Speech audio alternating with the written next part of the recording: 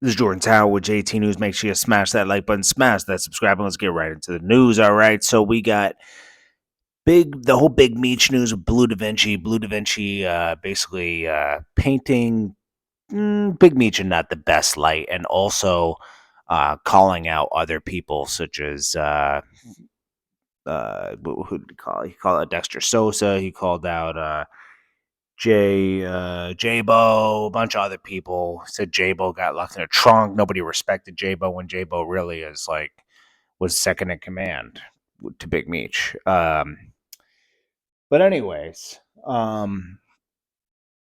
Dexter Sosa responded because Blue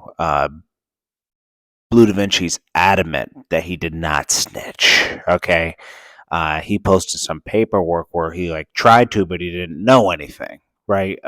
Who knows if it's true or not? But it's transcripts from court. It's not like paperwork. Paperwork. It's basically transcripts from court, where he plays. He breaks down some things that possibly he did attempt to cooperate. The court, Mr. McKnight. Come on up and stand behind the podium, if you would, Mr. McCusick, as he's coming up.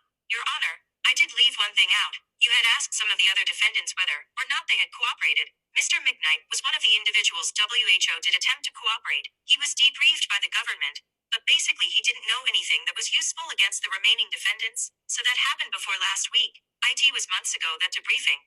And then we did the safety valve one earlier this week. He would have liked to cooperate if he could, but unfortunately he did not really have any useful information. It's within criminal history category I. Defendant did not use violence, credible threats, or possess a firearm or other dangerous weapon in connection with the offense. The offense did not result in death of serious bodily injury to any person. Defendant was not the organizer, leader, manager, or supervisor in the offense. Defendant truthfully provided the government all information. So basically, he's breaking down here, and let me. He used a safety valve, which is something you can use to reduce your time and everything. He also didn't have any priors or anything. Defendant truthfully provided government with all information, evidence, and defendant was concerning the offense. Right.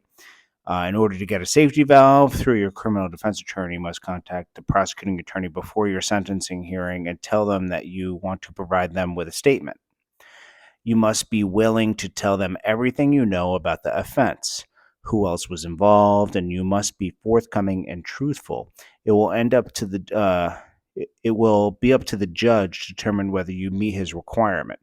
You should not wait until the last minute either, as the prosecutor has no duty to take your statement in a short period of time before the sentencing hearing. The judge has no duty to continue your sentencing hearing to give you time to provide the government with a statement. One difference between safety valve and substantial assistance is that there is no requirement for you to cooperate against anyone else. So once you provide the information to the prosecutor, you should become eligible to seek a safety valve at your sentencing without having to cooperate against anyone else.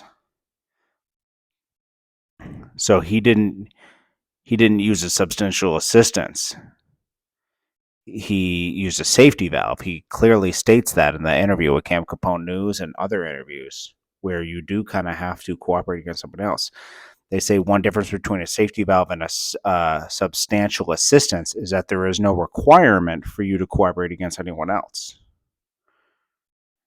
They're not clear on this, though. Here, I'll be fair. One difference between a safety valve and a substantial assistance is that there is no requirement to cooperate against anyone else. So once you provide the information to the prosecutor, you should become eligible to seek a safety valve at your sentencing without having to cooperate against anyone else. You should become eligible. So he didn't have to cooperate against anyone else. So in other words, he spoke to the feds and gave some information, but the information he provided was substantial. What's alarming is the part where it says he would have cooperated if he could. There is a part in that says that. But in a safety valve, this does say you don't have to cooperate against anyone else. This BMF stuff is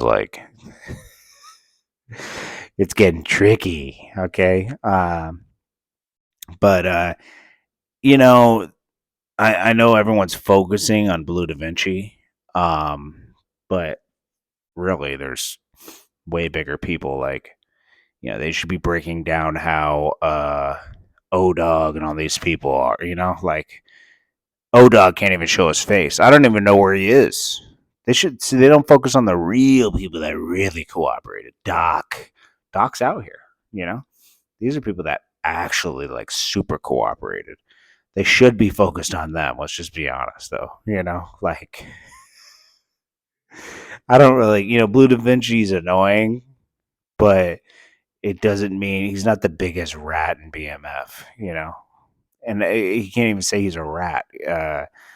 He just was an artist. Like they should just paint it what it is. He was an artist. He was around. He was doing. He was trying to do BMF entertainment. He wasn't part of the other stuff that was providing money for the entertainment part. He was basically benefiting from everybody else doing work. That's what they should say. But they always go for this other thing to like take credit away from them. For calling him a snitch or something.